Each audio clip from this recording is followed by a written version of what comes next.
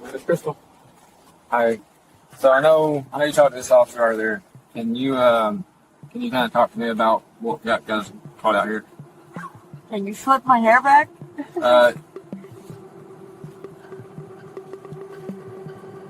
That's kind of the best I can do. What's up? So what got us caught out here? Like what was going on? Honestly, just a mutual agreement. Mutual what? Agreement? Agreement? Yeah. On what?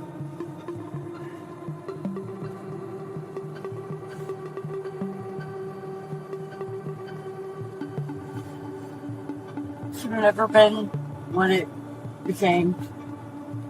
Can you talk like a mutual agreement on what?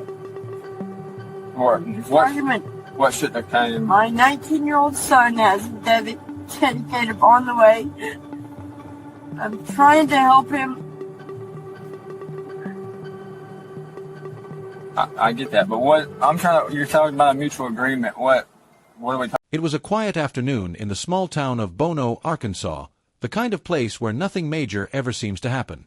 But on July 4th, as most residents celebrated Independence Day, a 911 call shattered that calm.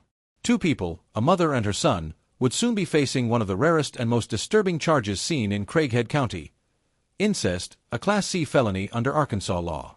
According to investigators, what began as a routine emergency call quickly turned into something far more shocking. They was What, when I got here. I could tell they was Whenever I got here, you was talking to me. I kind of read over your statement. Explain to me what you mean. She tried to get violent with you. Like, what do you mean? What do you mean? When I get back, I was like, what the fuck? Are you serious? I said, what the hell's going on right now? And she kept doing this wee thing. And freaking, I was standing there when I kept saying, are you serious? She just freaking come at me and freaking like she's gonna swing at me and shit. Did you ever contact? No, never. I stayed away. I know better. I asked anybody this, not just because of this going on. Are you scared of her or fear of her, anything like that? I'm in fear of what can happen from all this. Okay. I've been around afraid of her crazy women attacking you in the future, or just in general? Oh, absolutely. Oh, you are? Okay. I mean, if she was sober, no, but I'm not being around her ever again. Okay. I'm packing my shit. We got a U-Haul coming right now. Okay. Pack my shit and get the fuck away from this place. Okay. Give me a minute. Let me talk to you one more time. Neighbors and officers alike were left stunned as details unfolded. Details that would test the limits of disbelief, morality, and the law itself. For a county where such charges are almost unheard of, this case would leave even veteran officers shaken. But how did it all happen? And what really took place inside that quiet home on East College Street that July afternoon? Hey, bud. All right, so you said y'all went to the liquor store, whatever, down here at the line. Came back. Y'all was all drinking. I guess who was all drinking? You, your mom? Okay, so first, the other brother, or first. Okay, so we came back from work and we got he got a couple beers, and that was when I drank. He gave me that first beer, and I waited until we got home. Yeah. Okay. And I waited until we got home. I don't know when Daniel got home, but it was about 30 minutes before he got home. And I had that beer, and but before Daniel got home, we went back and they got a big bottle of it was a triple shot. Yeah, it was a pop like a you know the old fashioned ones where you can fuck, I forgot what it's called. But it's got a little metal attachment and you can just pop the lid off. But it was, I wish I could tell you, it was about this big. It was a pretty good bottle. And they were drinking it on the way home, and I'm not gonna lie to you because you guys are officers. I had like 2 or 3 shots of that too, but when I got back home on the way here. Yeah, on the way. It was on the. Hi, bud. How old are you? 27. 27? Yes, sir.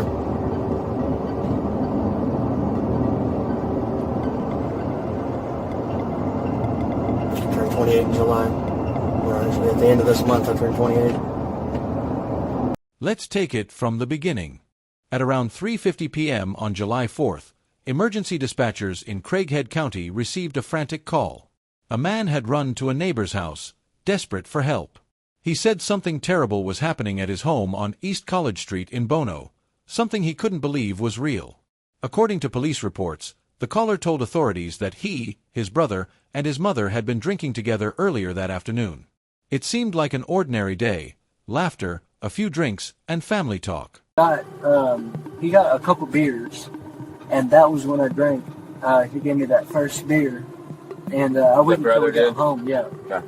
And I waited until we got home. I don't know when Daniel got home, but it was about 30 minutes before he got home. But after a while, the caller fell asleep.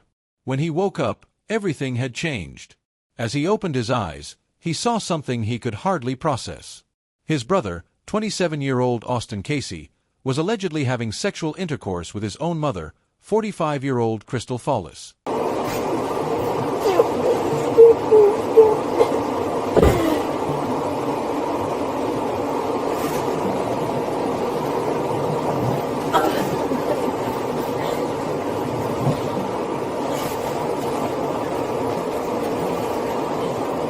Panicked and horrified, the man rushed out of the house and ran to a neighbor's residence to call 911. At that moment, he believed his mother might have been assaulted, that she was possibly the victim of a violent act. But when officers arrived minutes later, what they discovered painted a very different picture. The confusion that began with that desperate call would soon unravel into one of the most unsettling cases the county had ever seen.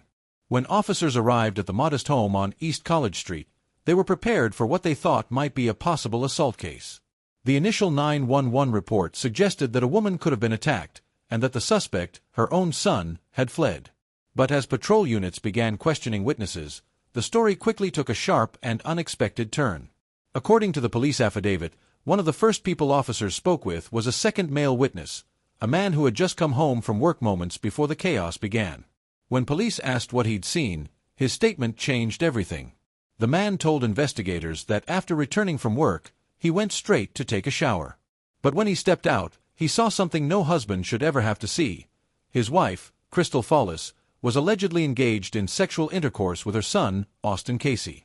By the time he realized what was happening, Austin had already bolted out the door and disappeared from the scene. The responding officers quickly pieced together both accounts, from the neighbor who made the 911 call and the husband who had witnessed the act. What initially appeared to be a possible violent crime was, in fact, something far more disturbing: a consensual sexual encounter between a mother and her son. The shock in the room was palpable. Even seasoned officers, used to handling difficult cases, were stunned by what they were hearing. What began as confusion, a possible assault, had turned into a case of incest, one of the most taboo and rarely prosecuted crimes in Arkansas. As the investigation deepened, police needed to locate the missing son, and fast. As details of the case began to circulate, two names quickly emerged at the center of the storm: Crystal Follis and Austin Casey. Unusual agreement? Yeah. I said, what? Unusual agreement about what? I said, what about? She was sat there and she was kind of started shaking her head back and forth. Like she was saying, no. Wait a little bit. Actually, I said, unusual agreement about what? real quick. Yeah. Just make sure you don't touch them covers. Hey. Unusual agreement about what? She wouldn't say. No. Alrighty. Petition for appointment of counsel.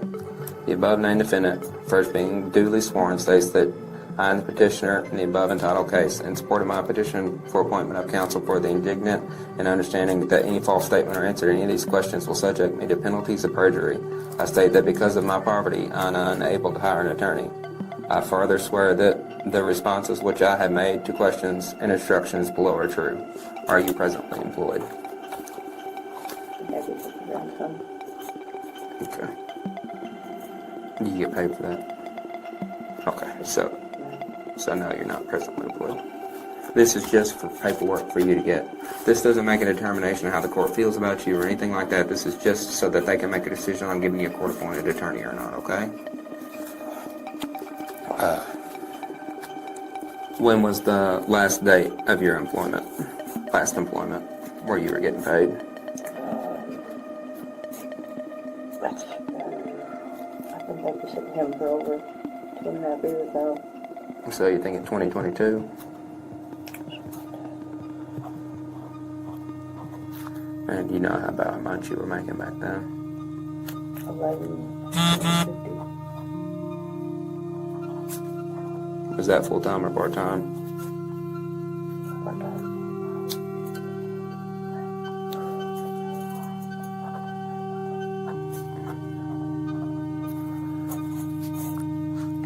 Have you received, within the past 12 months, any money from any of the following sources? Business, profession, or any form of self-employment? I'm sorry, we read again. I'm still. No, you're okay. Have you received, within the past 12 months, any money from any of the following sources? Business, profession, or any form of self-employment? No. Rent payment, interest, or dividends? You own any apartment complexes or anything like that? Okay. Pension, annuities, or life insurance payments? Gifts or inheritance? Any other sources? Do you own any cash, or do you have money in a checking or savings account? I have a bank account, but there's no, Okay. not enough to speak of. Okay. Do you own any real estate, stocks, bonds, notes, automobiles, or any other valuable property, excluding household furnishings and clothing? Crystal, 45 years old, was known around the small Craighead County community as an ordinary woman. She lived a quiet life with her husband and adult sons in Bono, a town of just a few thousand residents. Neighbors described her as polite but private, someone who mostly kept to herself. Austin Casey, her 27-year-old son, was equally unremarkable in the public eye. No major criminal history, no reports of trouble. Those who knew the family said they seemed normal, though a few described tension in the home that occasionally surfaced when alcohol was involved. According to the complainant's statement, the three, Crystal, Austin, and another relative, had spent the afternoon drinking. What began as casual drinking between family members somehow spiraled into something no one in that household or the community could have imagined. We were drunk yesterday and things have gone a little too far. Okay. Alrighty. Describe yourself from me. Right.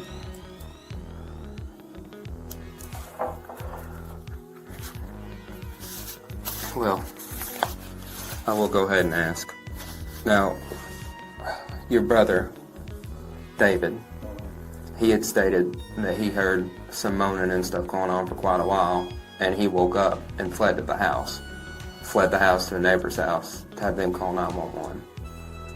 And then when we arrived on scene, your stepdad was out in the yard stating that he had caught y'all actually engaging in full sex. Right. Well, David also had heard that going on for quite a while as well. You know, he said he'd been in and out, like consciously, you know, sleeping, thinking he's hearing noises. And then that's what he believes was going on as well. So he didn't make it quite that far. Okay. Ready? Well, I'm going to go over this with you, okay? At any point, if you want to talk about anything else related to this, we can stop at any point. This is to get you a court. Investigators later confirmed that both Austin and Crystal had been drinking heavily that day. Alcohol was likely a contributing factor, but it didn't change the reality of what officers walked in on. By the time the story reached law enforcement, Austin was already gone.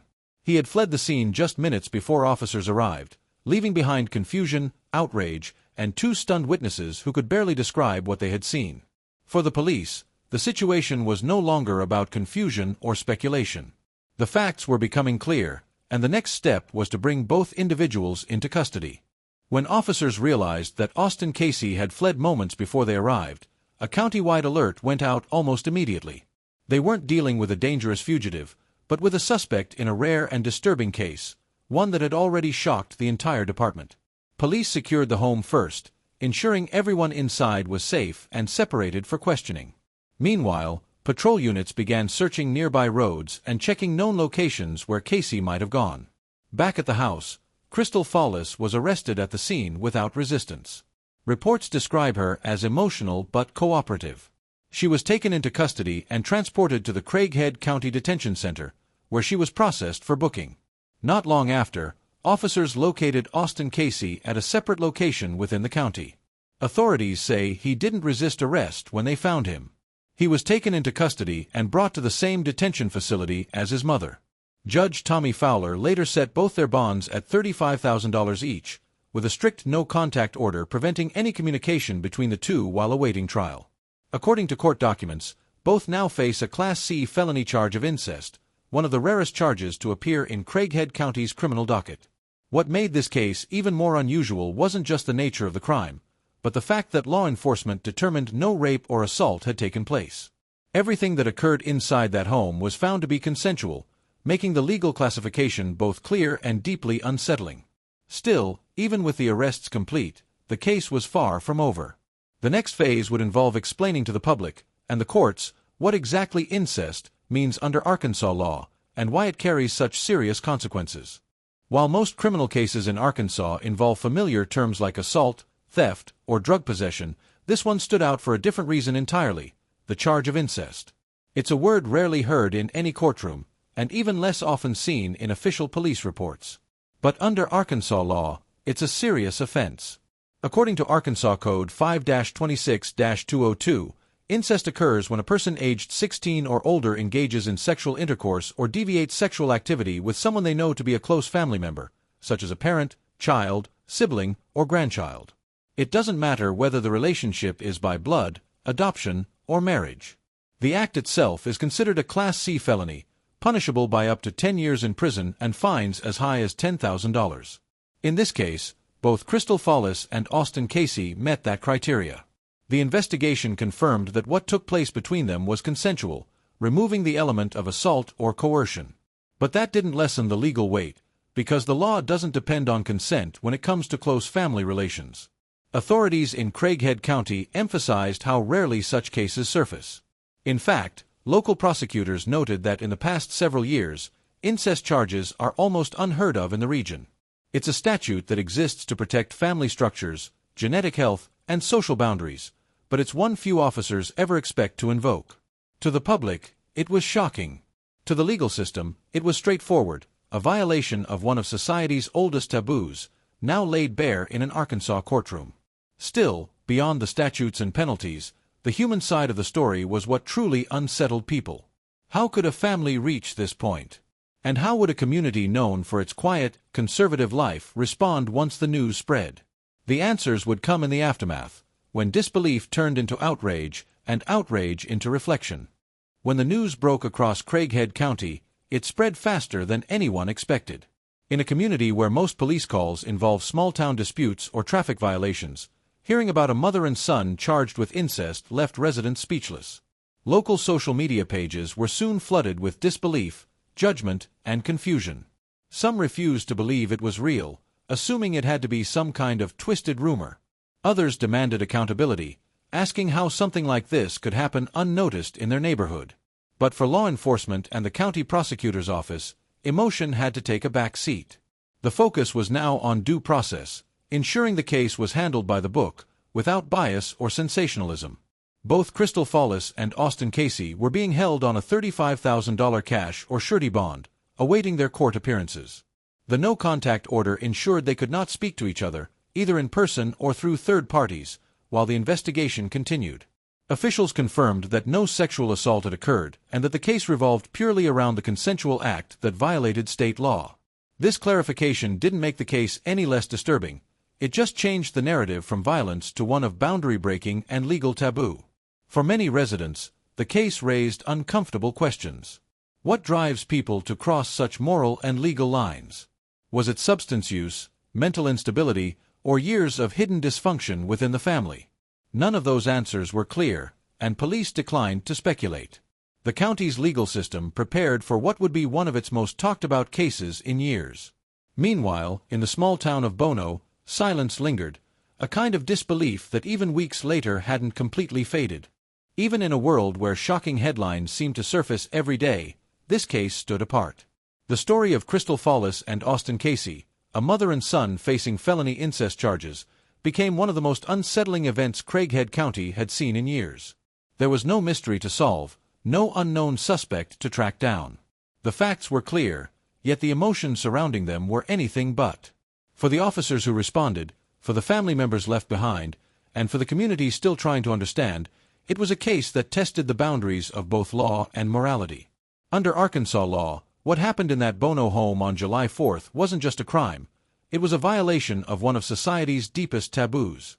The legal consequences may be written in statutes, but the shock, the confusion, and the shame that followed can't be measured in years or fines.